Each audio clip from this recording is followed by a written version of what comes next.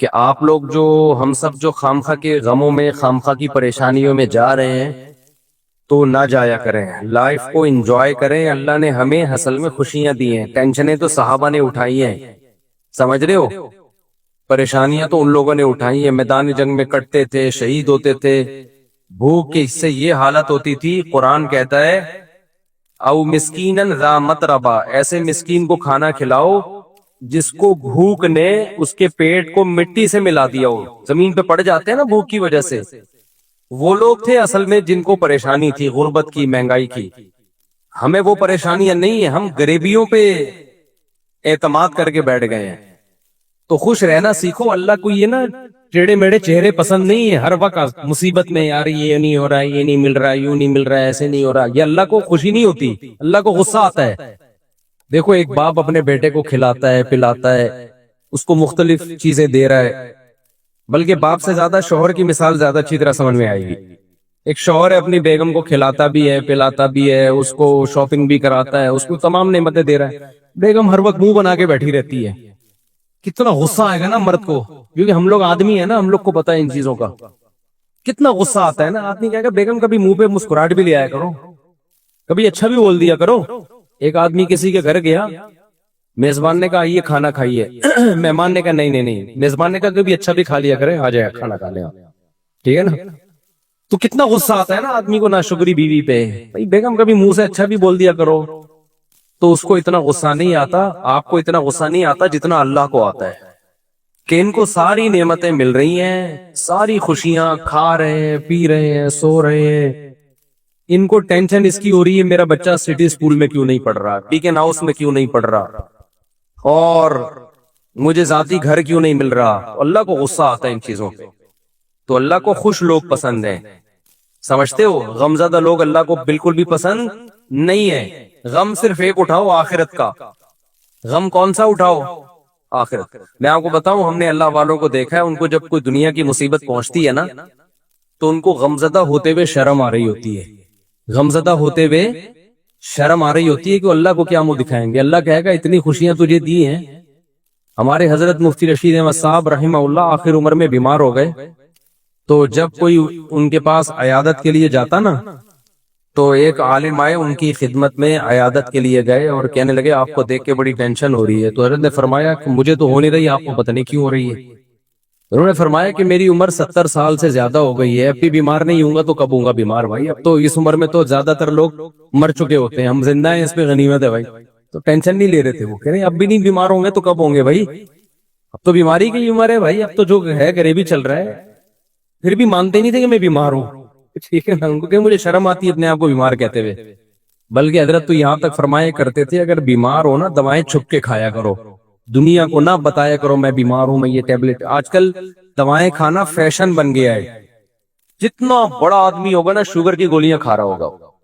یہ ایک فیشن ہے کہ سر جو ہے صبح یہ ٹیبلٹ لیتے ہیں، شام کو یہ ٹیبلٹ کھاتے ہیں۔ غریب آدمی ٹیبلٹ ویبلٹ بیچارہ وہ پاپے چائے میں ڈبو ڈبو کے کھا رہا ہوتا ہے۔ یہ مالداروں کے مسائل ہیں کہ سر آپ کی شوگر کہاں پہنچ چکی ہے، ٹھیک ہے نا۔ مالدار، جس کو شوگر نہیں ہے غریب آدمی ہے، اس کو شوگر ہی نہیں ہے، یہ تو فیشن ہے نا۔ تو حضرت فرمایا کرتے تھے کہ بیمار بھی ہونا دوائیں چھپ کے کھایا کرو، لوگوں کے سامنے اپنی کمزوریوں کو اور بیماریوں کو شو مت کرو، سمجھتے ہو؟ کہا کہ صحیح ہے، بس ہم ٹھیک ہیں، بہترین ہیں۔ یہ کچھ زیادہ تقویٰ ہو جائے گا، آپ کھا لیں، ایسا نہ ہو شوگر ہو گئی آپ چھپ کے کہیں جگہ نہیں مل رہی تو مر ہی گئے۔ اب جو دواؤں کا عادی ہو جاتا ہے وہ تو کیا چھپ کے کھائے گا، وہ تو کھلے عام کھاتا ہے۔ اچھا کچھ دوائیں نہیں ہیں، وہ کہلاتی ہیں دوائیں، جیسے ملٹی وٹامن گولیاں، یہ کوئی دوائیں نہیں ہیں۔ اگر یہ کوئی کھا رہا ہے تو یہ کوئی دواؤں کی فہرست میں یہ چیزیں نہیں آتی ہیں۔ تو لیکن جو بیماریاں ہیں نا، جس کو لوگوں نے بیماریاں سمجھ رکھے ہیں، ان کو بیماریاں سمجھ لیا ہے، تو کوشش یہی کرو بھائی ہم صحت مند ہیں، ہم سب ٹھیک، سب کیا چل رہا ہے، اوکے کی رپورٹ چل رہی۔ جب کوئی پوچھا کرے کیا حالات ہیں، بولو سب اوکے کی رپورٹ ہے۔ رپورٹ کا لفظ میں اس لیے استعمال کرتا ہوں کہ رپورٹوں پہ لوگوں کو یقین ہوتا ہے۔ دیکھو آپ کسی سے پوچھ رہے ہیں کہ آپ کے جگر ٹھیک کام کر رہا ہے، لیور ٹھیک ہے، آپ کا کڈنی ٹھیک ہے، وہ کہے گا ہاں ٹھیک ہے، آپ کہیں گے رپورٹ ہے تمہارے پاس، لیب سے رپورٹ ہے، وہ کہے گا ہاں جی یہ رپورٹ ہے، تو رپورٹ دیکھ کے یقین آ جائے گا نا۔ तो सिर्फ ये नहीं बताया करो मैं खैरियत से हूं, आप बोलो मेरे पास खैरियत की बाकायदा रिपोर्ट है, ठीक है। तो मैं जब भी किसी से खैरियत पूछता हूँ, मेरे दोस्तों को पता है कि मैं ये नहीं पूछता आप खैरियत से हैं, मैं कहता हूँ सब ओके की रिपोर्ट है। वो आगे से जवाब में कहते हैं रिपोर्ट क्या है, ओके की। इसका मतलब वाकई ओके है, बाकायदा रिपोर्ट है इसके पास। तो अल्लाह का शुक्र है हमारे पास भी रिपोर्ट क्या है, ओके की रिपोर्ट है। जब भी कोई मुस्लिम, और अल्लाह ओके की रिपोर्ट ही रखे भाई, ज्यादा शोबाजियों में भी नुकसान होता है। तो अल्लाह ओके की रिपोर्ट ही रखे, खुश ही रखे अल्लाह ताला हम सबको। अच्छा, मुझे लोग अपना ताने देना शुरू कर दिए लोगों ने। पहले जब मैं बयान करता था ना ओके की रिपोर्ट है, 4 शादियां 3 शादियां, लोग ऐसे सुनते थे माशाल्लाह कितना अच्छा बयान। अब पता है क्या है, अबे ओके की रिपोर्ट तो होगी ना जब रीवो में घूम रहे हैं। हाँ, जब पैसा आ रहा है तो रिपोर्टें क्या होंगी, ओके की होंगी ना। ये जो खिलखिला रहे हैं मेंबर पे, ये इसके पीछे क्या है, पैसा है। तो मैं कहता हूं कि हम तो अल्लाह का शुक्र है खुशी है अल्हम्दुलिल्लाह, हमेशा से अल्लाह ने खुशी रखा है। हमारी जरूरतें इतनी महदूद हैं और अल्लाह खुशी रखे हमें। लेकिन लोग ना किसी हाल में अल्हम्दुलिल्लाह खुश नहीं है। इनको ये है कि पहले फटफटी पे घूम रहे थे उसकी टेंशन, अब रीवो में घूम रहे हैं तो इसकी भी टेंशन ये लोग ले रहे हैं।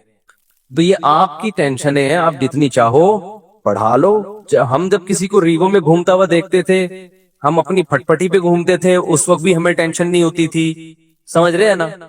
और जब हम रीवो में आ रहे हैं तो भी हमें टेंशन नहीं हो रही। आपको पहले भी टेंशन थी कि मुफ्ती साहब फटफटी में घूमते और बातें 4-4 शादियों की करते। मेरी फटफटी बाइक देखी आप लोगों ने, ऐसी ऐसी बाइकें मैंने रखी है ना जिनके मॉडल ही खत्म हो चुके हैं, यानी मार्केट में भी नहीं मिलती। मैंने रखी है होंडा 110, कभी नाम सुना, होंडा 110। रोजाना सुबह, बाइक की बात कर रहा हूं, धक्का लगता था उसको। हम उस वक्त इससे ज्यादा खुश थे जितने अब हैं। मेरे जो बचपन से मेरे साथ है ना, वो मुझे ज्यादा जानते हैं, वो मुझे बहुत अच्छी तरह जानते हैं। हमेशा मेरी बातें करोड़ों की रही है और दुकान मेरे पास पकौड़ों की रही है। अल्लाह का शुक्र है मेरे साथ जो मेरे बचपन के दोस्त हैं वो जानते हैं पैसों की तो हमारे कभी बात ही नहीं की हमने, ना पैसा कमाने की कभी फिक्र की है। तो फिर हमने गाड़ी जब मैंने खरीदी ना FX, पुराना मॉडल जिसकी छत पिचकी हुई थी, 40,000 किस्तों पे मैंने गाड़ी ली थी। 40,000 किस्तों पे, 3,000 मंथली किस्त थी। लोग कहते थे इतनी सस्ती किस्तों पे कहां से मिल गई। जब गाड़ी देख के कहते थे मुफ्ती साहब किसी ने आपको चूना लगा दिया है, यानी इस पे भी महंगी है। उसी में हम रिश्ते लेने जा रहे होते थे तीसरी शादी के। इसको कहते हैं दुकान पकोड़ों की, और बातें करो, खुशी खुशी जाते थे, खुशी खुशी। उसी गाड़ी को देख के रिश्ते रिजेक्ट भी होते थे, फिर भी हम अब से ज्यादा खुश थे अल्हम्दुलिल्लाह। अब से जितने अब खुश हैं इससे ज्यादा खुश थे। तो ना हम FX में हम परेशान थे, मैं तो इस पे खुश हो रहा था यार, हमारी औकात तो FX की भी नहीं है। 40,000 किस्तों पे मंथली, वो खरीदी क्यों मैंने, मेरे पास सोहराब मोटरसाइकिल थी। सोहराब का नाम सुना? अच्छा, असल में मेरे पास थी GTO 125। मेरे वालिद साहब का जब इंतकाल हुआ ना, पैसे मिले, हमने कहा अब गाड़ी हल्की नहीं रखे। हमारे शौक हमेशा से बादशाहों वाले रहे हैं। उस वक्त कराची में GTO 125 कावासाकी से बेहतर कोई बाइक नहीं होती थी। जो कराची के लोग हैं वो जानते हैं, सबसे लग्जरी बाइक यही थी। तो मैंने वो खरीदी थी और उसको मैंने 20,000 किलोमीटर तक चलाया होगा कम से कम, क्योंकि 70 किलोमीटर तो जामे तो रशीद आने जाने की ड्राइव थी मेरी नेवल कॉलोनी से। ऐसी लग्जरी बाइक हमने रखी हुई थी। पैसा बचाते नहीं थे हम, उसकी टंकी में ही जो भरने में पैसा लगता था। तो हमने हमेशा से सोचा क्या है, ऊपर ही का सोचा है। जिसको बचाने की फिक्र होती है ना, वो मालदार बनने का शौक होता है, वो टेंशन लेता है। हमें मालदार बनने का शौक शुरू से अल्हम्दुलिल्लाह था ही नहीं। हमने कहा जो है यार एंजॉय करो लाइफ, बीवियां भी रखो, बाइकें भी रखो, ठीक है ना, और खाओ भी अच्छा। 3 चीजें हमेशा से खानदानी रखने की कोशिश की है मैंने। एक, शादी पे खर्च करो। दूसरा, खुराक हमेशा टाइट है मेरी, ऐसी खानदानी खुराक कम। भाई जबान की लज्जत जो है इसका कोई ऑल्टरनेट नहीं है। खुराक पे कंप्रोमाइज ही नहीं किया, हमेशा अच्छा खाया अल्हम्दुलिल्लाह। मैं खाता था ना मदरसे में, तो तलबा समझते थे बड़ा ही लैंडलॉर्ड है, कोई कर्जे मांग रहे होते थे मुझसे, कर्जे।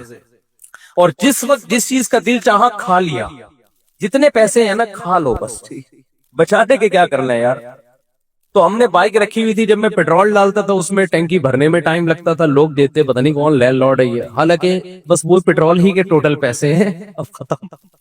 बचाया कुछ नहीं, क्योंकि हमें मालदार बनने का बिल्कुल भी शौक नहीं था। उसी तरह फिर क्या हुआ है कि जब वो अब्बा की विरासत मिली, हमने GTO 125 खरीदी और पैसे कारोबार में लगा दिए कि चलो जी मंथली अर्निंग होगी। वो मैंने वाकया कई बार सुनाया है, सारे पैसे कारोबार में डूब गए। लोग अल्हम्दुलिल्लाह जिस जिसको देता गया वो लेके भागते रहे अल्हम्दुलिल्लाह। उसके फिर मुझे नतीजा ये निकला कि पराठे मैं छोड़ नहीं सकता था, तो बाइक मुझे बेचनी पड़ गई। समझ में आ रही है बात? अब खुराक में और बाइक में जब टकराव होगा तो बाइक को कुर्बान कर दो, खुराक को कुर्बान मत करो। अच्छा बच्चे भी थे घर में, उनके भी खर्चे थे, बाइक बेच के हमने सस्ती बाइक खरीदी सोहराब। अब पता नहीं आती है इतवार बाजार नहीं, वैसे पुरानी। अब जब हमने सस्ती बाइक खरीदी उसको लेके हम भी घूमते थे, हमारे दोस्त अहबाब भी, मुफ्ती साहब बाइक चाहिए थोड़ी देर के लिए मिल जाएगी, ले जा भाई तो सस्ती बाइक है, जो चाहे ले जाए इसको। वो क्या हुआ, उसका लॉक ही नहीं था, इतनी सस्ती थी, तो वो भी चोरी हो गई अल्लाह के फजल से। एक दिन मस्जिद में कोई नमाजी भाई आए, उन्होंने देखा कि ये लावारिस बाइक है और इग्निशन इसका लॉक ही नहीं होता, तो वो ले गए अल्लाह के फजल से। नमाज उन्होंने पढ़ी, उन्होंने कहा अगली नमाज में ये गुनाह माफ हो जाएगा। मैं जब आया तो बाइक ही नहीं है।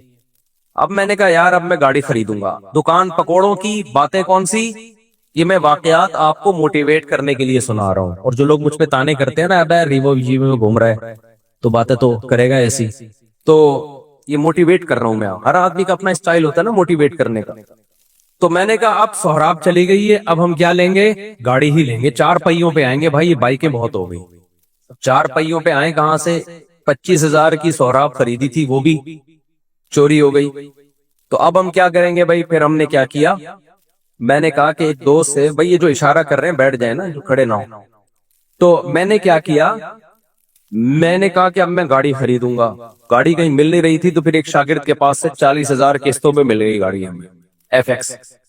चारों टायर उसके पंचर थे, छत उसकी नीचे पिचकी हुई थी। हम वो जनाजा उठा के ले आए घर में।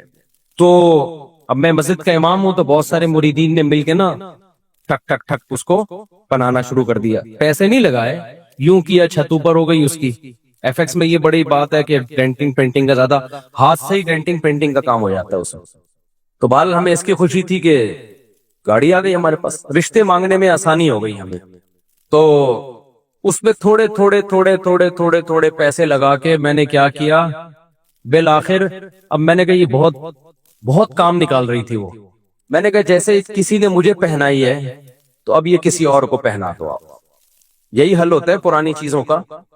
बीवी के अलावा जितनी भी पुरानी चीजें आप क्या कर दो, दूसरे को पहना दो। मैंने कहा बहुत थक गया हूं, उस पर सारे पैसे उसी में लग रहे थे।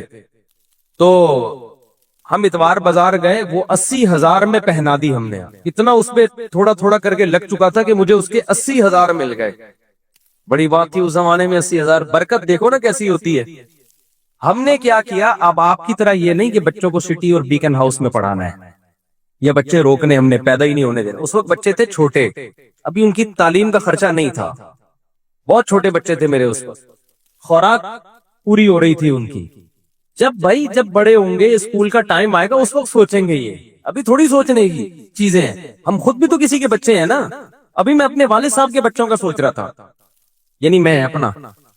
तो हुआ ये कि हमने वो खरीद ली, आपकी अल्लाह भला करे, शेराड ले ली मैंने, 1.5 लाख की मिली, 80 कैश दिए और 5,000 किस्तें। वो महल्ले में कहीं से मिली। हम आ गए किस पे, शेराड पे आ गए। तो शेराड में घूम रहे हैं भाई, उस पे खुश हो रहे हैं यार। हमारी औकात तो सोहराब की भी नहीं थी, अल्लाह ने क्या दिला दी, शुगर की तौफीक मिल रही थी ना। मुझे शुगर की तौफीक मिल रही थी। लोग, मैं कह रहा यार मेरी औकात तो नहीं है, हम तो मौलवी लोग हैं, हमारी तनख्वाहें देखो, जज्बे देखो हमारे। तो ये गाड़ी मिल, मैं तो उससे वाकई बहुत खुश होता था। एक दफा मैं गाड़ी लेकर गया हूँ, किसी बड़े जलसे में मेरा खिताब था, लोग लैंड क्रूजर में बड़ी बड़ी गाड़ियों में आ रहे थे, मेरी भी बड़ा इस्तेकबाल हुआ। मैं गया, हमारे दोस्तों ने कहा मुफ्ती साहब FX में नहीं बैठना, जाके आपकी पर्सनैलिटी पे ये FX सूट नहीं कर रही है, क्योंकि यहाँ बड़े बड़े उलमा आए हैं बड़ी बड़ी गाड़ियों में। मैंने कहा ऐसी की तैसी भाई, हम किस में बैठेंगे, अपनी FX में। تو اللہ نے بےعزتی لکھی ہوئی تھی. جب میں بیٹھا ہوں تو چلی بھی نہیں رہی تھی. 6 آدمیوں نے دھکا لگایا اس کو. یعنی وہ جتنی عزت بچانا دوست چاہ رہے تھے نا, تو وہ, اور ہم نے انجوائے کیا. ہم نے کہا بھائی ان چیزوں میں عزت ذلت بولو نا, نہیں ہے ان چیزوں کیا ہو. ہمارا مقصد تھا بیان کرنا. بیان اگر اچھا ہو گیا تو ٹھیک ہے, میں گدھے پہ جاؤں, میں گھوڑے پہ جاؤں, میں سائیکل پہ جاؤں, میں ایف ایکس میں جاؤں. میں آپ کو اس لیے یہ سارے واقعات شو مارنے کے نہیں بتا رہا. خامخواہ کی ٹینشنیں کیوں پالی ہوئی ہے بھائی تم لوگوں نے؟ بلا وجہ اپنا معیار اتنا اونچا کیوں رکھا ہوا ہے؟ وہ معیار نہیں ملتا تو ٹینشن میں جاتے ہو. پھر ہم تو یہ سوچ رہے تھے یار ہماری اوقات موٹر سائیکل کی نہیں ہے, اللہ نے 125 دلا دی جی ٹی او. ہماری اوقات تو 125 کی نہیں, اللہ نے ایف ایکس دلا دی. ہماری اوقات تو ایف ایکس کی ہے, اللہ نے شیراٹ دلا دی. نہیں یاری بات سمجھ میں, ہم شیراٹ میں گھوم رہے ہیں بھائی, بڑا انجوائے کر رہے ہیں. وہ شیراٹ بھی گئی, کیسے گئی؟ بڑا دکھ بھلا واقعہ ہے. مجھے ایک فراڈی مل گیا, بس فراڈی بہت ملے ہیں. وہ شیراٹ, اس میں ایک آخری جو دھچکا لگنا تھا نا مجھے, شیراٹ بک گئی میری. اب جب شیراٹ گئی تو ہم پھر روڈ پہ آ گئے. ٹھیک ہے, تو میں پھر یہاں سے بسوں میں جاتا تھا. W11, اب میں اس وقت مشہور ہو چکا تھا تو مجھے W11 میں لوگ پہچاننے لگے تھے. مفتی صاحب آپ بس میں, 2 منٹ کی چرنگی ہے نا یہاں پہ, مجھے اچھی طرح یاد ہے. میں آ رہا تھا وہاں اترنے, یار آپ بس میں؟ تو میں کہا بھائی میرے بس میں ہی جانا رہ گیا ہے, اس کے علاوہ میرے بس میں ہے نہیں. تو میں خوش تھا اس پہ, اور اللہ کی قسم خوش تھا, اوپر سے نہیں کہ میں وہ کر رہا ہوں. میں بہت خوش تھا الحمدللہ کہ یار میری ضرورت تو اس کی بھی نہیں ہے, اللہ مجھے بس کا کرایہ تو ہے نا, ورنہ بہت سے لوگ تو بس کا کرایہ نہیں ہوتا. جذبے اسی طرح, رشتے نہیں. گلگت جا رہا ہوں رشتوں کے لیے. لوگ کہہ رہے ہیں آپ کے پاس ہے کیا؟ بھائی میری ٹوٹل میری یہ ارننگ ہے منتھلی, اس میں اللہ کا شکر ہے گزارا اچھا ہو رہا ہے, تو آپ کی بچی کا بھی گزارا ہو جائے گا. انہوں نے کہا نہیں ہوگا. ہم نے کہا جاؤ, نہیں ہوگا تو باڑ پہ جاؤ. ٹھیک ہے نا, کسی کے سامنے بھیک تھوڑی مانگنی ہے, ایسی کی تیسی. اچھا خیر, پھر مل بھی جاتے ہیں رشتے. تو اسی غربت میں ہماری تیسری بھی ہو گئی الحمدللہ. کتنی ہو گئی؟ تیسری. اچھا بھائی, تو ہمیں اس کی بھی خوشی کہ اوقات ہماری ایک کی بھی نہیں ہے, اور شادیاں کتنی ہو گئی, ہو جاتی ہیں یہ میں آپ کی بھی ہو جائیں گی, اور اچھے لوگ مل گئے مجھے. لیکن میں جیسے جیسے دیکھ رہا تھا کہ میری شادیاں ہو رہی ہیں, بچے پیدا ہو رہے ہیں, میری سورس آف انکم آٹومیٹیکلی بڑھ رہی ہے. ایسے ذرائع سے رزق مل رہا ہے جہاں سے تصور بھی نہیں تھا. ایسے ذرائع سے رزق مل رہا ہے جہاں سے تصور بھی نہیں ہے. اب میں ان کو واقعات سناؤں, آپ کے ہوش اڑ جائیں گے. کیسے ذرائع سے ضرورتیں پوری ہو رہی ہیں, اسٹاک کچھ بھی نہیں ہو رہا, ایک تھیلا بھی جمع نہیں ہو رہا ہے. لیکن مجھے فکر نہیں ہے کہ کل کہاں سے کھاؤں گا, کل کہاں سے, اگلے مہینے. بھائی جب اب تک اللہ نے رکھا ہوا ہے نا تو آگے بھی ہو جائے گا. پھر ایک دن مجھے میرے گھر میں بڑا خرچہ آ گیا, ایک بڑا خرچہ. یعنی ڈاکٹر نے کہا بھائی ڈیلیوری آپریشن سے ہوگی. آپریشن کے پیسے نہیں تھے میرے پاس. بچہ پیدا ہونے کا وقت آیا اور ڈاکٹر نے کہا بڑا آپریشن ہوگا, اور بڑے آپریشن میں اچھے خاصے پیسے لگ جاتے ہیں. وہ پیسے میرے پاس بولو نہیں تھے. سمجھتے ہو کہ نہیں سمجھتے؟ تو میں کیا کرتا بھائی, کوئی بات نہیں. سسرال سے فون آیا, پیسوں کی ضرورت تو نہیں ہے. میں نے کہا بالکل ضرورت نہیں ہے. دوست احباب نے کہا پیسوں کی ضرورت تو نہیں ہے. میں نے کہا بالکل بھی ضرورت نہیں ہے, میرے پاس پیسے ہیں کہاں سے, مجھے نہیں. بس دماغ لڑایا کہ کیا کرو. کوئی بات نہیں, گھر میں ایسی چیزیں ہوتی ہیں بیچ دو اس کو یار. کیا خیال ہے بھائی؟ بھائی گھر میں سب چیزیں بیچ دو یار, ابھی ضرورت پوری کرو.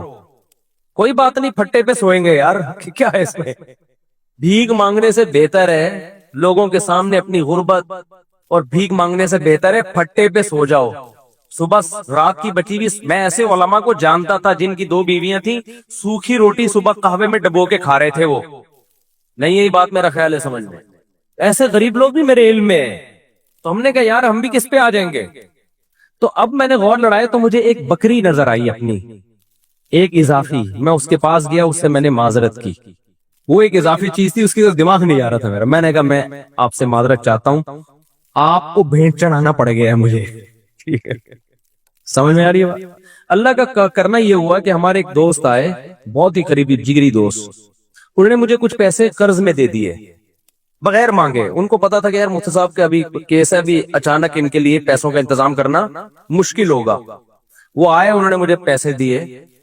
تو میں نے کہا بھائی میرا تو یہ تھا کہ کل بکری بیچوں گا اور یہ اپنے گھر کے سارا سامان بیچ کے, جو بھی بک سکتا ہے بیچ کے میں ان کے قرضہ ادا کر دوں گا. تو وہ مجھے خود دے کے چلے گئے. وہ معاملہ تو نمٹ گیا, بچہ ہو گیا الحمدللہ. وہ بچہ ماشاءاللہ اچھلتا کودتا ہے, پرانا تو بڑا ہو گیا. اس کو نہیں پتا, اس کو بھی یہ واقعہ نہیں پتا کہ تو کیسے پیدا ہوا ہے.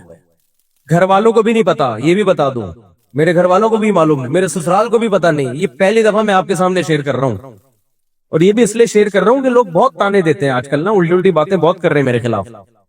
تو میں نے کیا کیا, وہ ایک صاحب ہمارے قریبی دوست تھے, یہ نہیں کہ ان کے سامنے میں کہ پیسے ہی نہیں ہیں, لوں ہے یار. بعض دفعہ پیسے آدمی ایسے نہیں مانگ رہا ہوتا, رونا شروع کر دیتا ہے, اس سے اگلا خود ہی سمجھ جاتا ہے کہ پیسے نہیں. خیر جی, انہوں نے مجھے لون دیا, قرضہ, کہ کل دے دینا. اچھا, قرضہ بھی ایسا کہ میں نے کہا کل میں دے دوں گا. جب انہوں نے بہت اصرار کیا, میں نے کہا ٹھیک ہے, فوری تو جمع کرانے. میں نے کل, میرے یہی تھا. اگلے دن کیا ہوا ہے کہ میں نے کہا بکری بھی اور یہ سب چیزیں بیچنے کے لیے میں نے بات کی. وہ میرے پاس آئے اور میں نے کہا آپ کا قرضہ آپ کو انشاءاللہ مغرب تک مل جائے گا واپس. انہوں نے کہا صاحب مجھے نہیں چاہیے. وہ دوست تھا, وہ کہتا میں نے کبھی آپ کو کوئی گفٹ نہیں دیا, یہ میری طرف سے گفٹ ہے. میں نے کہا بھائی آپ کو واپس لینا پڑے گا. کیا میں کسی کا باپ بھی نہیں دے سکتا, نہیں لوں گا واپس. میں اندر اندر سے جتنا خوش ہو رہا تھا یہ میں جانتا ہوں, اور کون جانتا ہے؟ اللہ جانتا ہے. اندر سے جو میں خوش ہو رہا تھا نا, کہ میری اتنی بڑی ٹینشن اس نے کیا کر دی, دور کر دی. اور ایسے آدمی نے جس سے کبھی گفٹ اور تحفے تحائف کا کوئی لین دین زندگی میں رہا ہی نہیں ہے. یعنی ایسا ہوتا ہے نا کہ بعض لوگ ہوتے ہیں جو تبادلے چل رہے ہوتے ہیں, ایک ایسا آدمی. تو میں اس کو بار بار اصرار کیا. اب کیا ہوا ہے کہ میرا دل تو چاہا کہ میں بے تحاشا شکر ادا کروں اس کا, لیکن میں نے شکر بھی زیادہ ادا نہیں کیا. پوچھو کیوں؟ اگر میں اپنی خوشی کا اظہار کرتا نا اس کے سامنے کہ میں بہت خوش ہوں, اس کے ذہن میں یہ بات آتی کہ یہ بیچارہ بہت غریب ہے, کبھی اتنا خوش ہو رہا ہے, وطن اتنی رقم پہ کوئی اتنا زیادہ خوش بولتے کیوں نہیں ہے. میں سمجھا پا رہا ہوں اپنی بات. نارملی شکریہ ادا کیا میں نے, دعائیں بہت کی پھر اس کے لیے, اللہ سے گڑ گڑا کہ اللہ اس نے میری اتنی بڑی ٹینشن دور کر دی, تو اس کے مال میں برکت دے, اس کے رزق میں برکت دے. اس کو کیا پتا کہ اس نے میرے ساتھ کیا ہے, لیکن میں نے اس کا زبان سے زیادہ شکریہ ادا نہیں کیا. کیونکہ آپ کسی کو ایک اماؤنٹ دیں اور وہ بچھا چلا جائے, اس کے دل میں آ سکتا ہے کہ لالچ پیدا ہو گئی, یہ دوبارہ بھی نکلوانا چاہ رہے ہیں. اس کے دل میں آ سکتا ہے اچھا یار ہمیں تو پتہ نہیں تھا ان کے مالی حالات اتنے خراب چل رہے ہیں, یہ اتنی سی رقم پہ اتنا خوش ہو جائیں گے. لیکن میں نے دعائیں اس کے لیے بہت. جب اللہ نے میری مالی حالات اچھے کر دیا, بہت اچھے حالات ہیں, پھر میں نے اس کو یہ واقعہ سنایا. میں نے کہا آپ نے جو 12 سال پہلے میرے ساتھ تعاون کیا تھا نا, آپ کو نہیں پتا تھا آپ نے کتنی بڑی خدمت کی, لیکن میں نے اتنی دیر آپ کے لیے بیٹھ کے دعائیں مانگی, اتنا بڑا احسان کیا آپ نے میرے اوپر. میں نے کہا اس وقت میں نے اس لیے شو نہیں کیا کہ آپ سمجھتے پتہ نہیں یار یہ کیا چل رہا ہے مارکیٹ میں, سمجھتا ہے کہ نہیں سمجھتا ہے. تو ایسے ہماری زندگی میں بہت کچھ آتا رہا, بہت سے رشتے ہمارے ریجیکٹ ہو گئے کہ جی اتنا تولہ سونا, اتنا. ہم نے کہا جاؤ اتنے تولے سونا. انہوں نے کہا قرض لے لیں. میں نے کہا ہم جب بچہ بیمار تھا تو ہم نے قرض نہیں لیا یار, تو ہم اب شادی کرتے ہوئے قرض لیتا ہو اچھا لگے گا؟ آدمی لوگ بولیں گے ہماری ایک ایک نہیں ہو رہی ہے, چوتھی کے لیے قرضے مانگ رہے ہیں. یہ تو عیاشی ہے نا, ہو گئی ٹھیک ہے, نہیں ہوئی تو بھائی ہم نے اس طرح سے اللہ کا شکر ہے زندگی گزاری. میں نہیں کہہ رہا کہ ہم سے کبھی کوئی اس بارے میں ہو سکتا ہے کچھ استغنا کے خلاف کام ہو گئے ہوں تو, لیکن مقصد آپ کو بتانے کا یہ ہے کہ ہم اس وقت بھی خوش تھے, اس وقت بھی خوش تھے. اول تو میں کہتا ہوں ڈاکٹروں کے پاس آپ ایسے ہاسپٹل میں لے کے کیوں جا رہے ہو بچوں کو جہاں آپریشن ہوتا ہے؟ یہ بڑا مسئلہ آج کل ڈاکٹروں نے بنا دیا, یہ خرچہ خامخواہ کے ذمہ لگا دیا آپ کے. خیر بچے بڑے ہوتے گئے تو سارے ہی خرچے پورے ہوتے گئے الحمدللہ. اب رپورٹ جو چل رہی ہے 15.16 کی رپورٹ چل رہی ہے, تو اب تک بھی سارے خرچے پورے ہو رہے ہیں. اور پھر چوتھی تو میری اب ہوئی ہے نا. لوگ کہتے ہیں اب تو مول سے اور ریو میں گھوم رہے ہیں تو شادیاں تو ہوں گی. بھائی 3 جو تھیں وہ اس حالت میں تھوڑی تھی. تو جب آپ بچانے کی فکر کرتے ہو, دولت مند بننے کی کوشش کرتے ہو, تو اسٹریس میں جاتے ہو. آپ کی بیسک ضرورتیں پوری ہوتی رہیں, خوش رہو, اللہ مزید پوری کرتا رہے گا, خوشیاں آتی رہیں گی, ٹینشنیں ختم ہوتی رہیں گی. اور میں اب بھی لوگوں کو کہتا ہوں کہ یہ جو میرے حالات ہیں کسی بھی وقت تبدیل بھی ہو سکتے ہیں. ایسی حالت اللہ کر دے, آزمائش میں ڈال دے کہ کھانے کو روٹی نہ رہے, اللہ بچائے ہمیں ایسی آزمائش, لیکن ہو سکتا ہے.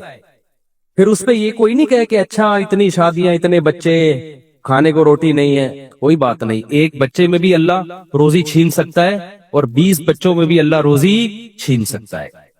آپ کو اللہ پہ یہ ایمان رکھنا ہے کہ رزق کا تعلق اولاد کے ہونے یا نہ ہونے سے, بیویوں کے ہونے یا نہ ہونے سے نہیں ہے. ہم نے ایسے لوگ بھی دیکھے 4 بیویاں خوش ہیں, اور ایسے بھی دیکھے ایک بیوی کو کھلانے کے پیسے نہیں ہیں. اور ایسے کنوارے بھی دیکھیں کہ شادی نہیں کرتے پیسہ بچانے کے لیے، پھر بھی دیوالیہ ہو گیا ان کا. تو اللہ اگر عذاب دینا چاہے گا، ایک بچے کو ٹینشن بنا دے گا، اس کے کھلانے کے پیسے نہیں ہوں گے، اور کھلانے پہ آئے گا تو درجنوں بچوں کو بھی لگژری لائف دے دو گے تم. تو کبھی نسل مت روکو یہ سوچ کے کہ میں کھلاؤں گا کہاں سے. یہ پیغام ہے جو میں نے دینے کے لیے نا اتنی لمبی کہانی سنائی ہے. آپ یہ سچی کہانی ہے، یہ جھوٹی کہانی نہیں ہے. سمجھتا ہے کہ اس دور میں مجھے یاد ہے میرے پاس کمپنیوں کے اونر آتے تھے کہ آپ اپنا نام دے دیں اور ہم آپ کو کتنے % کمیشن دیں گے، صرف نام دے دیں آپ. مجھے لوگوں نے کہا مفتی صاحب آپ کا شہد کا بزنس ہے، آپ ایک دفعہ اناؤنس کر دیں. تو یہ کام میں نے نہیں کیا کیونکہ مجھے یہ کام غیر اخلاقی لگتا تھا کہ میرا نام مشہور ہوا ہے مذہب سے، میں اس کو استعمال کروں تجارت میں. میں نے کمپنی بھی بنائی، بزنس بھی کیا، اب تک کر رہا ہوں، نہ کمپنی کا کسی کو بتایا اور نہ بزنس کا کسی کو بتایا. تو یہ میں اس لیے کہہ رہا ہوں، آج لوگ کہتے ہیں نا بہت یہ مولوی لوگ ایسے، مولوی لوگ، آپ مولویوں میں اٹھ کے بیٹھ کے دیکھو گے نا کسی کے بارے میں 2-4 باتوں سے فوراً تبصرہ کر دینا ٹھیک نہیں ہوتا. جب تک کسی کے ساتھ رہو نہیں، ہم بار بار کہہ رہے ہیں ہم بہت نیک نہیں ہیں، لیکن جو پیسوں کی اور ان چیزوں کے الزامات ہمارے اوپر لگ رہے ہیں نا، اتنی تو صفائی میرے ذمہ بنتی ہے نا کہ میں دوں. اور میرا فلسفے کی ایسی کی تیسی ہو رہی ہے. میں لوگوں سے کہتا ہوں اولاد کثرت سے پیدا کرو، زیادہ شادیاں کرو. لوگ فوراً کہتے ہیں ابے ان لوگ کے پاس تو ریووں میں گھومتے ہیں نا اس لیے یہ باتیں کر رہے ہیں. او بھائی ہم یہ باتیں کر رہے تھے، ہمارے پاس رکشے کے پیسے نہیں تھے اور اس وقت ہماری اولادیں بھی تھی، بیویاں بھی تھیں. تو مجھے اس پہ غصہ آتا ہے کہ میری ساری جو 20 سال کی محنت ہے نا وہ لوگ 2 جملوں میں کیا کر دیتے ہیں، اڑا دیتے ہیں. تو پیسہ بھی اس میں، اولاد کی کثرت میں پیسے کا کوئی دخل نہیں ہے. تبھی تو دیکھو جتنا پیسہ ہوگا 2 بچوں کے درمیان وفا اتنا ہی زیادہ ہوگا. تو یہ سوچ کی بات ہے. دل بڑا ہوگا تو اولاد زیادہ ہوگی، اللہ پہ توکل ہوگا. دل چھوٹا ہے تو بچے کم ہوں گے، اللہ پہ توکل نہیں ہوگا. اور جب اللہ پہ توکل نہیں ہے، کروڑوں روپے میں بھی انسان ٹینشن میں ہوتا ہے. اور جب اللہ پہ توکل ہے تو کچھ بھی نہ ہو پھر بھی ٹینشن میں نہیں ہوتا. اس چیز کو سمجھنے کی ضرورت ہے. سمجھتے ہو؟ اچھا بھائی، اور یہ وہ ٹینشن ہے جو میں بار بار کہتا ہوں، اس ٹینشن میں تمہیں ثواب بالکل بھی نہیں مل رہا. اللہ کو غصہ آ رہا ہے کہ اتنی نعمتیں دی بھی ہیں کہ جب پیدا ہوا تھا کمبخت ماں کی چھاتیوں میں دودھ پیدا کر دیا، یہ بتانے کے لیے کہ میں تیری پیدائش سے غافل نہیں ہوں، مجھے سب پتا ہے کہ تجھے کیا ضرورت ہے. اتنی بڑی نشانی دیکھ کے بھی تو ٹینشن لیتا ہے کہ پتہ نہیں میرا کیا ہوگا. پھر اللہ کو غصہ آتا ہے، اور اللہ کا غصہ آنا پھر بجائے تو آپ کو ڈبل نقصان، ایک ٹینشن کا نقصان، ایک اللہ کے غضب کو دعوت دینے کا نقصان. اس لیے خوش رہا کرو، ٹینشن صرف ایک ہی پالو، آخرت میں بنے گا کیا. صحیح ہے نا؟ اچھا، اس موضوع کو میں مکمل کرنے کے لیے کہہ دوں، بعض دفعہ طبعی طور پر کسی چھوٹے سے حادثے پہ ٹینشن ہوتی ہے. دیکھو ٹینشن کی 2 قسمیں ہیں، ایک عقلی اور ایک طبعی. اس کو سمجھنے کی ضرورت ہے. آپ کہہ سکتے ہو کسی بزرگ کو کوئی چھوٹی سی پریشانی آئی، وہ پریشان ہو گئے. آپ کو ہم نے تو سنا ہے کہ بزرگوں کو تو پریشانی نہیں ہوتی، وہ تو آخرت ہی کی پریشانی لیتے ہیں، دنیا کی نہیں ہوتی. دیکھو وقتی اور عارضی طور پر انسان کو غم ہوتا ہے، اس کو کہتے ہیں طبعی غم. یہ انسان کے بس میں نہیں ہے. مثال کے طور پر آپ کے 6 بچے ہیں، ایک مر جائے تو غم تو ہوگا نا. اب اصولی طور پر تو آپ کو خوش ہونا چاہیے کہ 5 بچے ہوئے ہیں نا، ابھی بھی میں بے اولاد تو نہیں ہوں، اللہ نے اولادیں دی ہیں مجھے. لیکن وقتی طور پر غم ہوتا ہے، یہ طبعی غم ہوتا ہے، یہ برا نہیں ہے، یہ ہر انسان کو ہوتا ہے. برا غم وہ ہے جو عقل سے ہو. دنیا داروں کو جو آج غم ہو رہے ہیں نا، وہ یہ سمجھتے ہیں ہم اس غم میں برحق ہیں، یہ غم ہونا چاہیے. یعنی ان کی عقل کہہ رہی ہوتی تم ٹھیک غم زدہ ہونا چاہیے، یہ غلط ہے. عقل کہے کہ یہ غم بنتا نہیں ہے، اور طبیعت کہے بھائی میں مجبور ہوں اس لیے ہو رہا ہے، تو وہ تھوڑے بہت جلدی غم پہ قابو پا لیتا ہے انسان. ایک مثال سے بات سمجھاتا ہوں. دیکھو آپ کو ڈیفنس میں 2000 گز کا بنگلہ تھا، آپ کا لگژری لائف تھی، وہ بنگلہ چھن گیا، آپ 1000 گز کے بنگلے پر آ گئے. اصولی طور پر تو اب بھی خوش ہونا چاہیے نا یار، 1000 گز کا بھی تو کم نہیں ہے. لیکن دیندار آدمی کو بھی 1-2 دن کے لیے، 2-4 دن کے لیے وقتی طور پہ ٹینشن ہوگی. وہ ٹینشن اس کی ہوگی، وہ لگژری لائف میں تھوڑی سی کیا آ گئی ہے کمی. ظاہر ہے جب عادت چینج ہوتی ہے تھوڑا سا غم تو ہوتا ہے. لیکن عقل کہے گی بھائی غم کرنے کا ہے نہیں، تجھے ابھی بھی تو بہتوں سے اچھا ہے نا تو. وہ عقل کیا کرے گی، اس طبعی غم پہ قابو پا لے گی، 2-4 دن 6 دن میں ریلیکس ہو جائے گا. تو یہ طبعی غم وقتی طور پر یہ دینداروں کو بھی ہوتا ہے، یہ سب کو ہوتا ہے، یہ پیغمبروں کو بھی ہوتا تھا. دنیا دار کو کیا ہوتا ہے, اس کی عقل کہتی ہے کہ میرے ساتھ غلط ہوا ہے, میں 2000 میں رہتا تھا, میں 1000 کا بندہ نہیں ہوں, یہ میری انسلٹ ہے, میری توہین ہے. اس کی عقل کہہ رہی ہوتی ہے تیری انسلٹ ہوئی ہے, تیری توہین ہوئی ہے, تیرے ساتھ غلط ہوا ہے. اس کی عقل اس کے طبعی غم کو قابو نہیں پاتی, بلکہ اس کے طبعی غم کو اور زیادہ بڑھاتی ہے. اس سے پھر ڈپریشن میں جائے گا, خودکشی کی طرف جائے گا.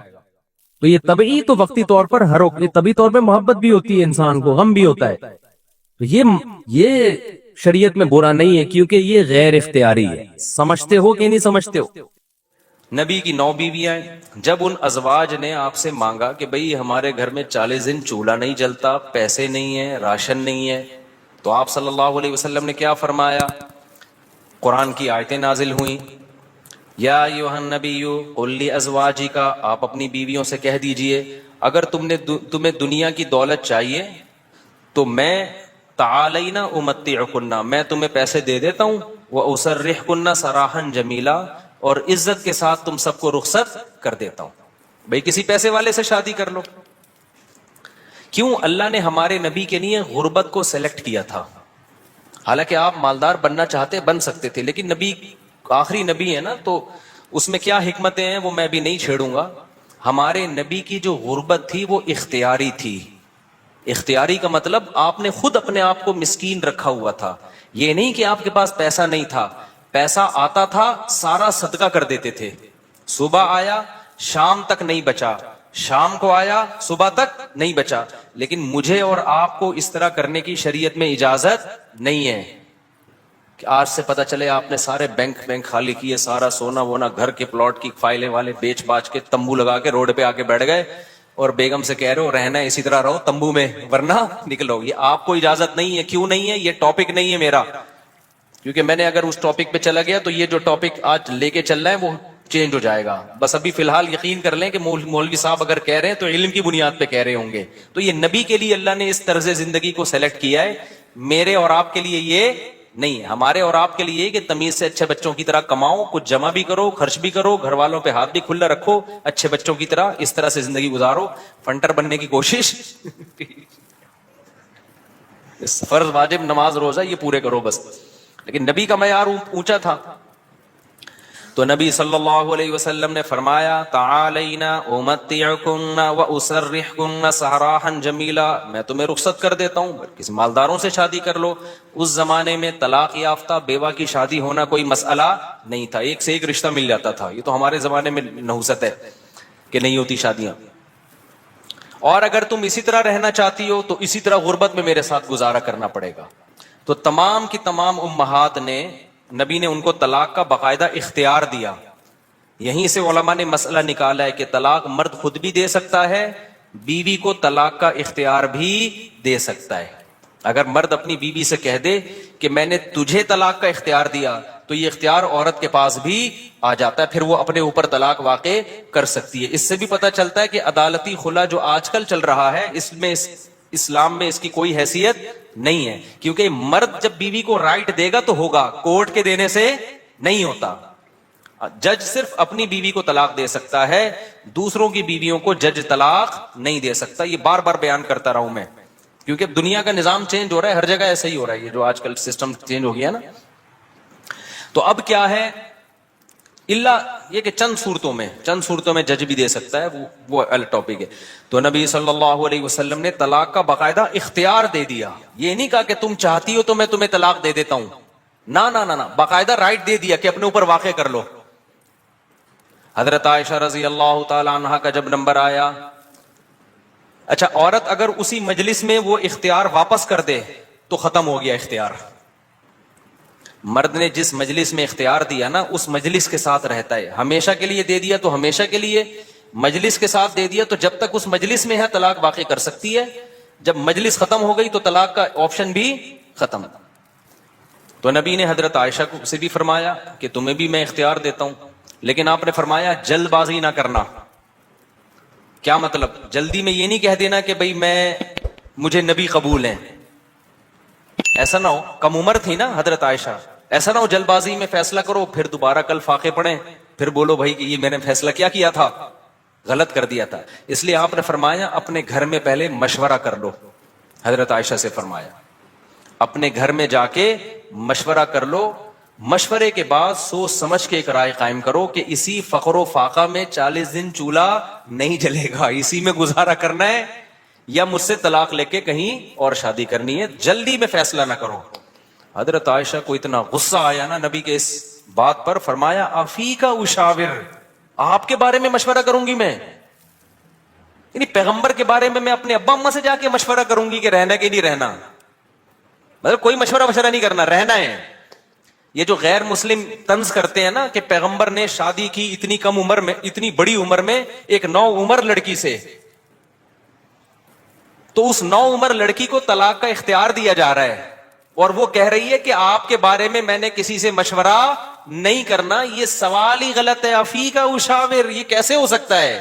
آپ جیسا شوہر مجھے کہاں ملے گا؟ کوئی مشورہ نہیں, آپ کے ساتھ ہی رہنا ہے. تو یہ غیر مسلم جو اعتراض کرتے ہیں نا نبی پر, یہ مدعی سست اور گواہ چست, جس کے حق کی بات کر رہے ہیں حضرت عائشہ کی کہ معاذ اللہ ان کے ساتھ ظلم ہو گیا کہ کم عمر میں اتنی بڑی عمر سے شادی کرا دی ان کی.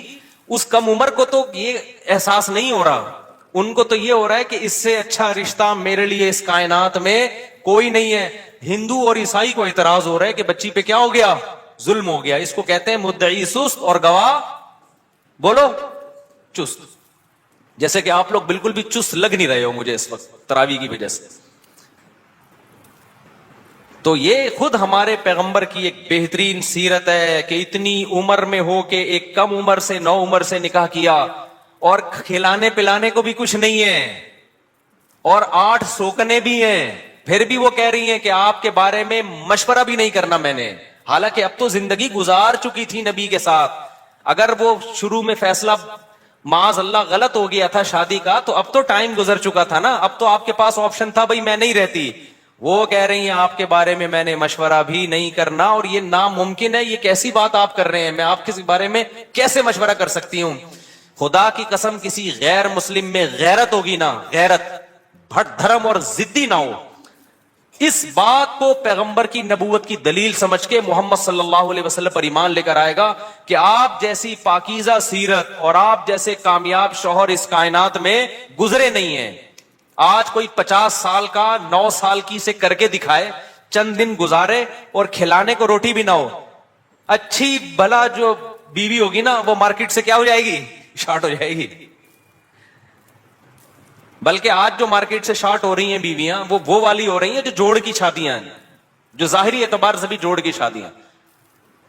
25 سال کے لڑکے کی 24 سال کی لڑکی سے شادی ہو رہی ہے, 25 سال کا یہ PhD بھی ہے, پروفیسر بھی ہے اور کروڑ روپے کما بھی رہا ہے, اور بیگم غریب بھی ہے. پھر بھی جس دن مارکیٹ سے آٹا شارٹ ہوا بیگم اسی دن مارکیٹ سے شارٹ ہو گئی.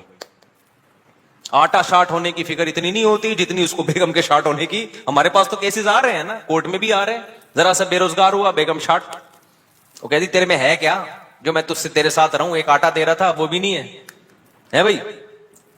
تو یہ محمد صلی اللہ علیہ وسلم کے بہترین شوہر ہونے کی دلیل. میدان جنگ میں آپ سے بہترین کمانڈر کوئی نہیں, سیاست میں آپ سے بہترین سیاست کسی کے پاس نہیں, گھر میں آپ سے بہترین شوہر کوئی نہیں. ایک ہی وقت میں تمام بہترین صفات اللہ نے اکیلے محمد صلی اللہ علیہ وسلم میں جمع کر دی, جبکہ اسباب اور وسائل بالکل بھی نہیں ہے. اسباب اور وسائل تو پیسے کو بولتے ہیں نا, وہ بالکل بھی نہیں ہے. اب میں وہ اس واقعے کی طرف آتا ہوں. اب مجھے بتاؤ, ہاں تو میں آپ سے یہ کہہ رہا تھا کہ بیگم صاحبہ کو خوب اچھا کھلائیں, جو خود پہنے اس کو پہنائیں, جو خود کھائیں اس کو کھلائیں. لیکن قدرت کی طرف سے اگر غربت آ گئی ہے بھائی تو پھر ٹینشن لینے کا نہیں ہے. پھر بیگم اگر کہتی ہے نہیں رہنا, کوئی بات نہیں بیگم, میں تو یہی کچھ کھلا پلا سکتا ہوں, رہنا ہے رہو, نہیں تو پتلی گلی سے نکلو, ہم کسی اور سے شادی کر لیں گے. ایک دم سے نہ نکال دو, پہلے مجھ سے مشورہ لے لینا. بعض دفعہ خواتین غصے میں بھی کہہ رہی ہوتی ہیں مجھے چھوڑ دو, ایک دم وہ غصے میں کہہ رہی ہوتی ہیں, 4 دن کے بعد ان کا موڈ بدل جاتا ہے. خود سے کچھ نہ کرو, مشورہ لے لیا کرو. میرا تو مقصد صرف یہ بتانے کا ہے کہ ٹینشن لینے کا نہیں ہے. ایک تو بے روزگاری کی ٹینشن, اوپر سے ایک اور ٹینشن اپنے اوپر مسلط کرو تو پاگل ہو جاؤ گے. ٹینشن وینشن نہیں, ٹینشن صرف ایک چیز کی لینی ہے بھائی, وہ جو حدیث میں آتا ہے من کانت الآخرۃ ہمہ, جس نے آخرت کو اپنی ٹینشن بنا لیا تو اللہ اس کی تمام ٹینشنوں کو ختم کر دیتے ہیں. اس کی فکریں سمیٹ دیتے ہیں. ہماری ٹینشن بس یہ کہ آخرت میں بخشش ہو جائے. نہ بیگم ٹینشن ہے ہماری, نہ بچے ہماری ٹینشن ہے, نہ کوئی اور ہماری ٹینشن ہے, نہ گورنمنٹ ہماری ٹینشن. میری ٹینشن یہ ہے کہ مجھ سے قیامت کے دن سوال ہوگا, میں اس سوال میں پورا اترتا ہوں یا نہیں. اب آٹا مہنگا ہونے کی ٹینشن ہم کیوں نہیں لے رہے کہ ہماری وجہ سے نہیں ہوا. میری وجہ سے ہوا ہوتا نا تو میں ٹینشن لیتا کہ آخرت میں چترول کس کے لگیں گے, ہمارے میری وجہ سے تھوڑی ہوا ہے. اب اگر ہمارے پاس مسائل ہیں تو مہنگا آٹا خریدیں گے, مسائل نہیں ہیں تو بیگم کو بولیں گے پاپے چائے میں ڈبو کے. پاپے بھی آٹے کے بنتے ہیں. آہستہ آہستہ, اللہ نہ کرے ہمیں وہ حالات نہ آئے, ابھی تو اللہ کھلا پلا رہا ہے, لیکن اگر اللہ نہ کرے خدا نہ خواستہ ایسے حالات آئیں تو بھائی وہی گزارا کرو, 2-3 کھجوریں کھا لیا کرو صبح شام. مرتا نہیں ہے بھوک سے اتنی جلدی انسان, اور جب آپ بھوکے رہو گے نا ایک دم کولیسٹرول کم ہوگا, جوان ہو جاؤ گے. میں آپ کو بتاؤں, ابھی تو ڈاکٹر کہہ رہے ہیں کہ بھوکا رہنے سے بہتر کوئی جوان ہونے کا نسخہ نہیں ہے, تو ڈاکٹر بھی اس طرف آ گئے, اگرچہ کھا دبا کے رہے ہیں, وہ بھی مشورے اس طرح کے دے رہے ہیں. تو خیر, اب دیکھو حضرت ابو سعید خدری رضی اللہ تعالی عنہ نبی کے پاس آئے, سارا گھر لٹا دیا. ایسے موقع پہ جب کوئی آئے گا تو اس کو کیا مشورہ دیا جائے گا؟ بھائی سب سے زیادہ ان کو راشن دیا جائے, تسلیاں دی جائے. لیکن نبی کے سامنے آئے, ہاتھ پھیلایا, یا رسول اللہ میری ماں نے بھیجا ہے, باپ بھی شہید اور بھائی بھی شہید, اور احد میں آپ کی خاطر شہید ہوئے ہیں, آپ نے کہا تھا لڑائی کے لیے جاؤ. نبی نے فرمایا من یستعفف یعفہ اللہ, یاد رکھو جب تک آخرت میں ایمان نہیں ہے نا, غیرت کے علاوہ سب کچھ آئے گا آپ کے اندر. میں نے بڑے بڑے لالچی لوگ دیکھے, داڑیاں ٹوپیوں والے, ایسے نور ان کے چہروں پہ برس رہے ہوتے ہیں نا, آدمی کہتا ہے پتہ نہیں کہاں سے نور کی کریمیں لگائی ہیں اس نے. ایسے مکار لچڑ ہوتے ہیں نا کہ آپ کی سوچ ہے مذہب کا منجن بیچتے ہیں. میں نام لے لے کے بتا سکتا ہوں کون کون یہ کام کر رہا ہے, لیکن فتنہ کھڑا ہو جائے گا. نام لے کے بتا سکتا ہوں کون داڑھی ٹوپی کا منجن بیچ رہا ہے. ایسا نیک لگے گا جیسے اس سے بات ایسی کرے گا اللہ رسول کے علاوہ کوئی بات ہی نہیں. مجھے ڈر لگتا ہے غصے میں کہیں میرے منہ سے نام نہ نکل جائے ان لوگوں کا, لیکن ایک بڑا فتنہ کھڑا ہو جائے گا, اس لیے نام نہیں لے رہا میں. اور یہ مذہبی لوگوں میں منجن بہت ہے, کیونکہ مذہب کے نام پہ نا منجن بکتا بڑی جلدی ہے. لوگ یقین کر لیتے ہیں حضرت جی اتنے نیک, ماشاءاللہ بغلیں بھی صاف حضرت کی, اور اتنے خوبصورت. تو یاد رکھو فراڈی آدمی کے لیے داڑھی رکھنا اور پگڑی پہننا کوئی مشکل کام نہیں ہے. فراڈی یہ کام کر بھائی داڑھی ٹوپی داڑھی رکھنا ضروری ہے, لیکن یہ بھی تو ہو سکتا ہے چور نے داڑھی رکھی ہو لوگوں کو الو بنانے کے لیے. مدرسے والے کبھی چور نہیں ہوتے, چور لوگ مدرسہ کھول لیتے ہیں کہ پیسہ آئے گا. بڑے بڑے ٹرسٹ چل رہے ہیں جو بڑے بڑے فراڈی ہیں, سارے ٹرسٹ فراڈی نہیں ہیں لیکن فراڈی ٹرسٹ بھی ہیں بہت سارے. مجھے خود ایک وکیل نے بتایا کہ جب کسی آدمی کو کروڑ پتی بننا ہوتا ہے نا, اور گاڑیاں منگوانی ہوتی ہیں کسٹم پے کیے بغیر, تو وہ ٹرسٹ کھول لیتا ہے. اس نے مجھے بتایا کتنے لوگوں نے ٹرسٹ کھولے ہوئے ہیں پاکستان میں, دبا کے نوٹ چھاپ رہے ہیں.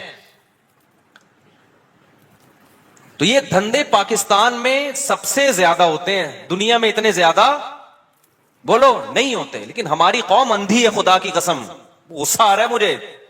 اور رمضان میں تو طبیعت سے چورن بکتا ہے, اٹھا اٹھا کے پھینک رہے ہیں پیسے, یہ لے یہ لے یہ لے. ابے دیکھ نہیں رہے یار یہ کیا کر رہا ہے, یہ اتنا اندھا اعتماد تمہیں اللہ نے ایک پیسے کی نعمت دی, اس کو برباد تو نہ کرو نا تم. ایک اور کام رمضان میں ذہن میں رکھو, موضوع سے ہٹ رہا ہوں فوراً آ رہا ہوں پھر اس طرف. ایک اور کام, کیونکہ رمضان میں منجن زیادہ بکتا ہے. دیکھو دینی مدرسوں کا جتنا میں قائل ہوں نا آپ نہیں قائل. میں اگر یہاں بیٹھا ہوں تو مدرسوں کی وجہ سے بیٹھا ہوں, اللہ مجھ سے جو ٹوٹا پھوٹا دین کا کام لے رہا ہے. لیکن مدرسے میں چندہ دینے سے پہلے سوچو یہ قابل اعتماد مدرسہ ہے یا نہیں. بہت دفعہ ایسا ہوتا ہے کہ آپ کو میں پیسہ کمانے کا طریقہ بتا رہا ہوں, غلط طریقہ. آپ اگر بے روزگار ہیں نا, پاکستان میں بے روزگاری ایک بہت بڑا مسئلہ ہے, لیکن یہ مسئلہ میں آپ کا 2 منٹ میں کیا کر رہا ہوں, ختم کر. جہنم میں تو جاؤ گے لیکن مسئلہ بے روزگاری کا ختم ہو جائے گا. آپ نے کیا کرنا ہے, آپ نے ایک زمین خریدیں, وہ بھی چندے کے پیسوں سے, ٹھیک ہے نا, کہ بتائیں میں ایک مدرسہ کھولنا چاہتا ہوں. اس سے پہلے آپ کو داڑھی رکھیں, آپ داڑھی, کیونکہ لوگ پھر اس پہ زیادہ اعتماد ہے. اور پگڑی باندھیں. مولانا طارق جمیل صاحب کے ساتھ 6 سیلفیاں, مفتی طارق مسعود صاحب کے ساتھ 7 سیلفیاں, مفتی صاحب کے پاؤں دبائیں, میرے پاؤں دبائیں, سر میں مالش کر کے چپکے سے ویڈیو بنائیں کہ دیکھو میں مفتی صاحب کی خدمت کر رہا ہوں, میں گلے مل رہا ہوں, ویڈیو بنائیں. مولانا طارق جمیل صاحب کو ہدیہ دیتے ہوئے ویڈیو بنائیں. ٹھیک ہے, ایک بیان ان سے اپنے حق میں کروا لیں گے, بہت اچھا ہے, آدمی بیان تو کر ہی دیتا ہے نا. میرے پاس بھی کوئی آئے گا, اچھا ہی لگ رہا ہے بھائی, اچھا ہے ماشاءاللہ. چند چیزیں اس طرح, ڈاکٹر ذاکر نائک سے ملاقات ہو جائے تو سبحان اللہ, ایک آدھ سیلفی وہاں سے لے لی آپ نے.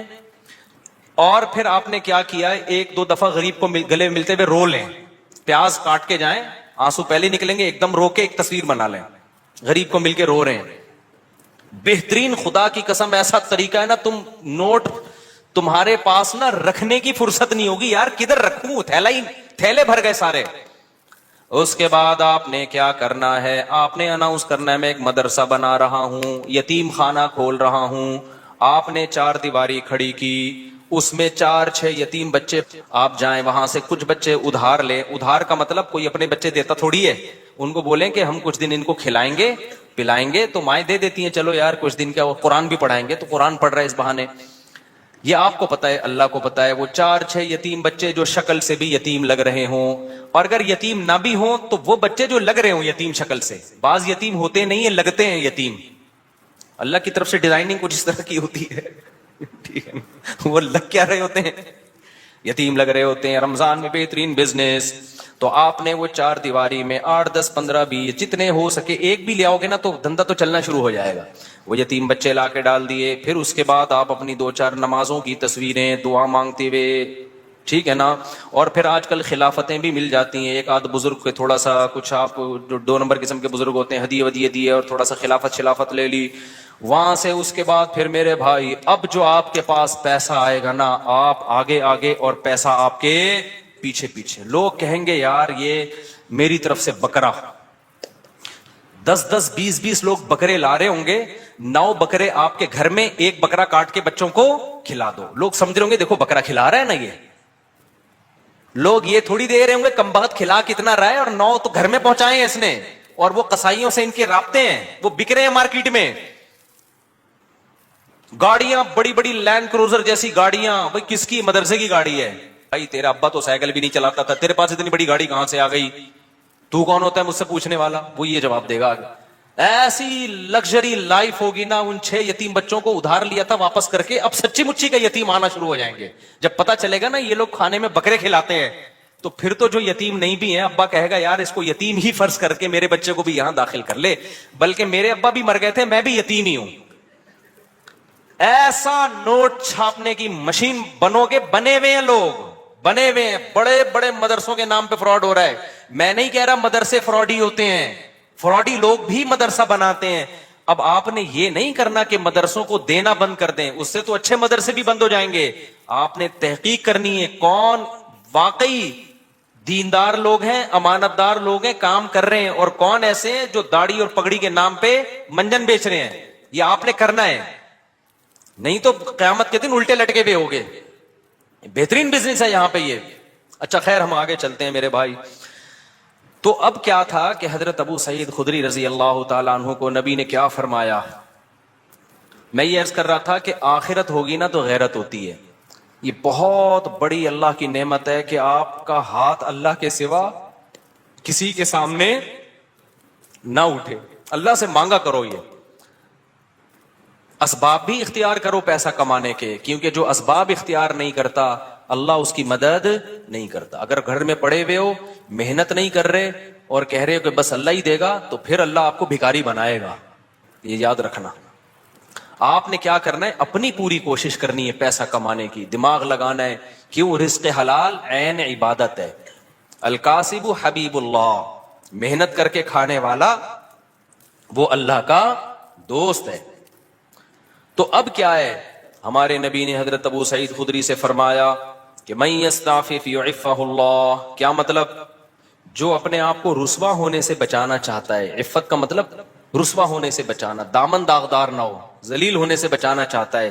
اس سے پتہ چلا مانگنا کیا ہے, بول لو نا, ذلت ہے. ہاتھ پھیلانا کیا ہے, ذلت. تو جو چاہتا ہے کہ میں ذلیل نہ ہوں, ہمیں تو پتہ ہی نہیں کہ یہ ذلت ہے. ہم تو سمجھتے ہیں میں اتنا چونا لگاتا ہوں بندے سے 2 منٹ میں اتنے پیسے نکلوا لیتا ہوں، یہ میرا کمال ہے۔ ایک چور کو پکڑا نا، کورٹ میں لے کر گئے، عدالت نے کہا یار تم نے اتنی خوبصورتی سے چوری کی، کسی کو پتہ ہی نہیں چلا۔ چور کہتا ہے شکریہ سر، آپ نے میری اتنی تعریف کی، اتنا زبردست چور ہوں میں۔ جج نے کہا کم بخت میں تیری تعریف نہیں کر رہا، تیری برائی کر رہا ہوں۔ تو نبی نے فرمایا من یستعفف یعفہ اللہ، جو اپنے آپ کو رسوا ہونے سے بچانا چاہتا ہے اللہ اسے رسوائی سے بچاتا ہے۔ اب سوال پیدا ہوتا ہے کہ رسوائی سے تو بچ جائیں گے لیکن ٹینشن تو ہے نا، فاقے تو پڑ رہے ہیں، مصیبت تو ہے۔ اگلا جملہ نبی نے فرمایا وَمَن يَتَصَبَّرْ، جو اللہ سے صبر مانگتا ہے یُصَبِّرْهُ اللہ، اللہ اسے صابر بھی بنا دیتا ہے۔ اس ٹینشن میں اللہ سے مانگو صبر، تو اللہ کیا کرے گا؟ صبر دے دے گا۔ جیسے موسیٰ علیہ السلام کی ماں نے جب حضرت موسیٰ کو صندوق میں رکھا نا بچے کو، تو فرعون نے پکڑ لیا اس بچے کو۔ اب قرآن کہہ رہا ہے موسیٰ کی ماں دل برداشتہ ہو گئی، میرا بچہ کس کی گود میں چلا گیا ہے؟ فرعون کی۔ ماں تو ایک دم ہو جائے گی نا، اگر جا کے بتا دیتی کہ میرا بچہ ہے، فرعون نے فوراً قتل کر دینا تھا اس کو۔ لیکن عورت جذباتی ہوتی ہے، وہ انجام نہیں دیکھتی، وہ جذبات سے مغلوب ہوتی ہے۔ لیکن قرآن کہتا ہے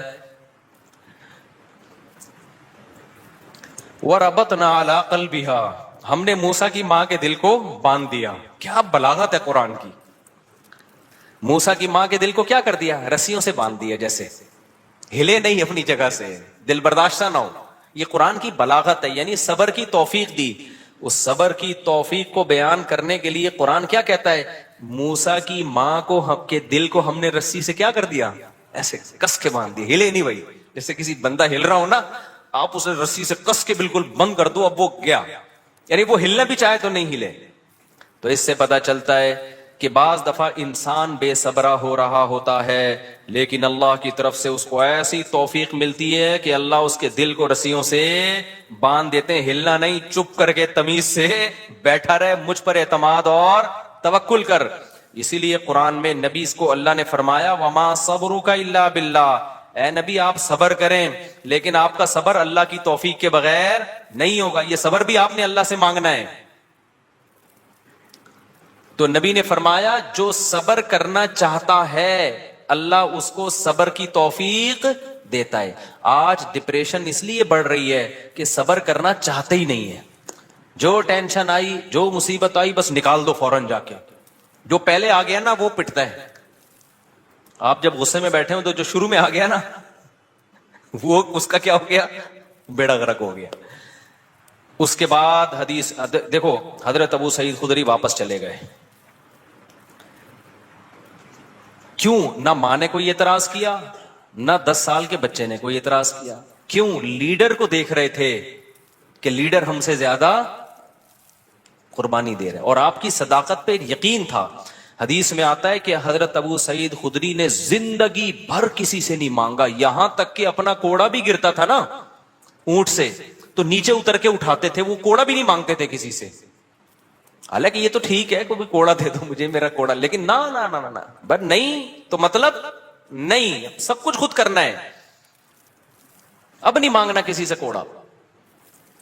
وجہ کیا ہے؟ لیڈر کی طرف سے موٹیویشن مل رہی ہے، کیونکہ پتا ہے لیڈر یہ بات بتانے کے پیسے بولو نا نہیں لے رہا، اور دیکھ رہے ہیں کہ ہمارے گھر میں فاقہ ہے تو لیڈر کے گھر میں اس سے زیادہ فاقہ ہے، اس سے زیادہ فاقہ ہے۔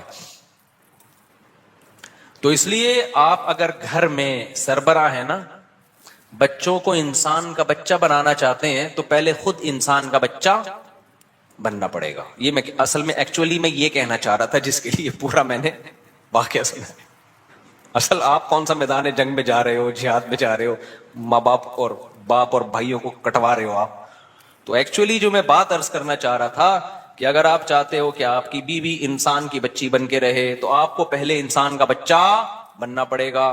آپ چاہتے ہو کہ میرے گھر میں اخلاق کا ماحول ہو، تمیز سے بات کیا کریں، تو پہلے آپ کو تمیز سے بات کرنی پڑے گی۔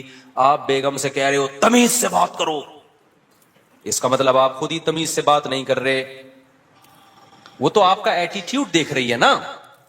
باپ گھر میں آ رہا ہے چنگیز خان بن کے چیخ رہا ہے پھر وہ کہہ رہے سب آرام سے بات کریں, تو کہیں گے نا ابا آپ تو آرام سے کر نہیں رہے.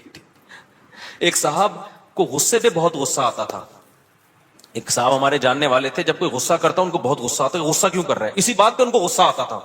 ہم کہتے تھے اس کو جتنا غصہ آ رہا ہے نا کسی بات پہ, اور آپ کو اس غصے پہ اس سے زیادہ غصہ آ رہا ہے, تو اس کو غصہ کیسے ٹھیک ہوگا.